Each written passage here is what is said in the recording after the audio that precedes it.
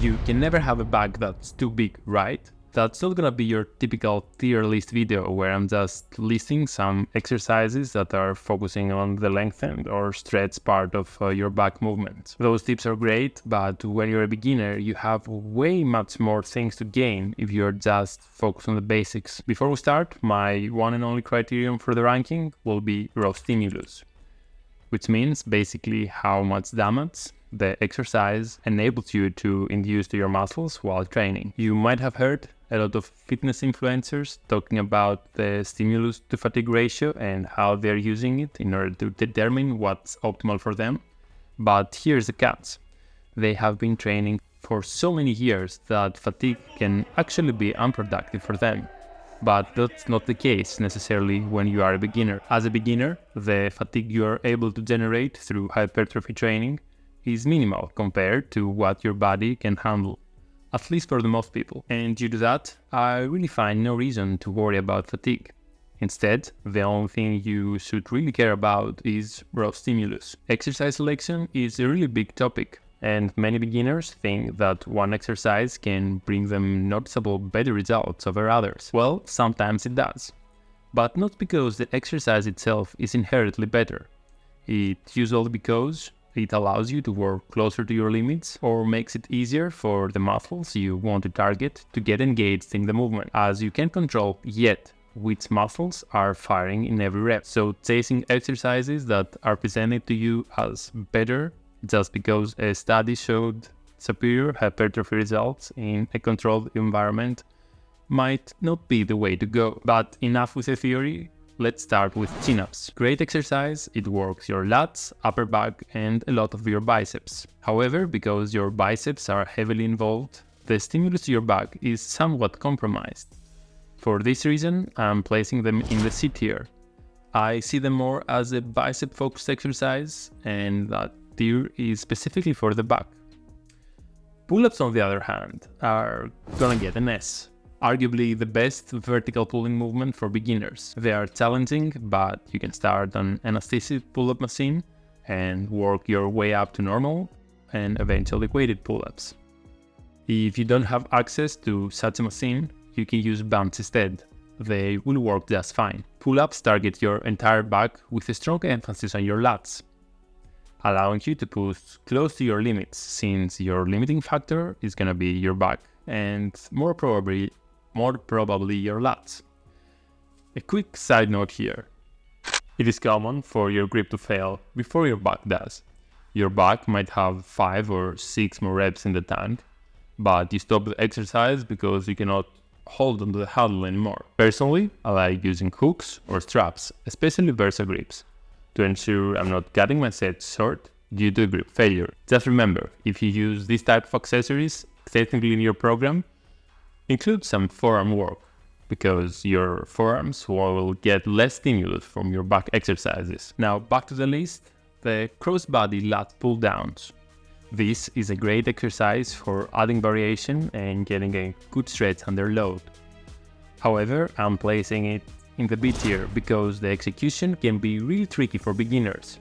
In order to execute it properly, you will need to use relatively low weights, which often means high rep sets around 15 to 20 reps. Due to the high reps and the big stretch, you will inevitably have a burning sensation way early in the set. For an inexperienced lifter, this can lead to stopping the set early, leaving 5 or 6 or maybe even more reps in the tank.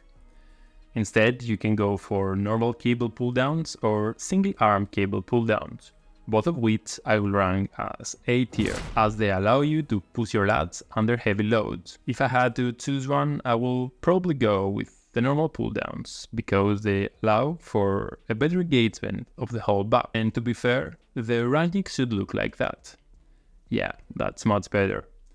Next on the list, the chest-supported machine rows. If you have access to a good machine, this can easily be an A tier exercise. The movement is generally stable, allowing you to really feel your back stretching and contracting. And it's a great way to start experimenting with your mind-muscle connection, at least for one movement. I would give it an S, but the raw stimulus that they can provide to your back cannot really match the one from the bend over rows. The bend over row is a more difficult exercise and it requires good core stability. In some cases, your lower back might be the limiting factor. If this is the case, I would integrate some heavy deadlifts for a couple of months and then I would return to the free rows. The big advantage here is that they're basically working your whole back, from your traps to your erectors, your lats, and even your rear delts, while they are improving your core stability. And speaking of deadlifts, they will get an A. I know that they are mostly considered a leg exercise, but in your first years of training, deadlifts can offer so many benefits. They expose your CNS to way heavier loads than usual, making the weight in other exercises feel lighter, and therefore allowing you to focus on your execution and your mind-muscle connection. If you deadlift 225, your 120-pound rows will inevitably start feeling lighter, and that is a great first step to start loading them more. On top of that, they target your whole posterior chain with heavy loads that are difficult to match with other exercises.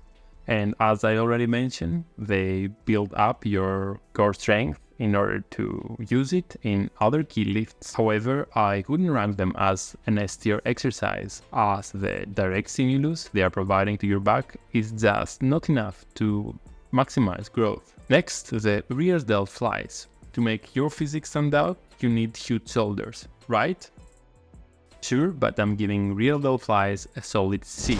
At this stage, your rear delts are already getting plenty of stimulus from most of your back training. Adding more volume to target them specifically might actually be a waste of time. Instead of adding 5 sets of rear delt flies in your weekly program, try adding 2 sets of pull-ups and 1 set of horizontal rows. You will see almost the same development to your rear delts, while experiencing way better overall back growth. Then after 2 or 3 years of training, if you notice that the rear part of your shoulder is falling behind, you can consider adding some direct rear delt work. If you really care about shoulder growth, you can integrate face pulls. I'll give this a solid A.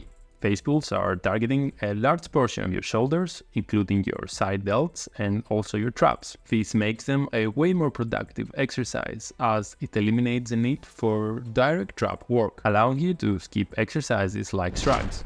Shrugs are a solid exercise and I have been doing them consistently for the past 1.5 years, but they are not the best choice for someone just starting out.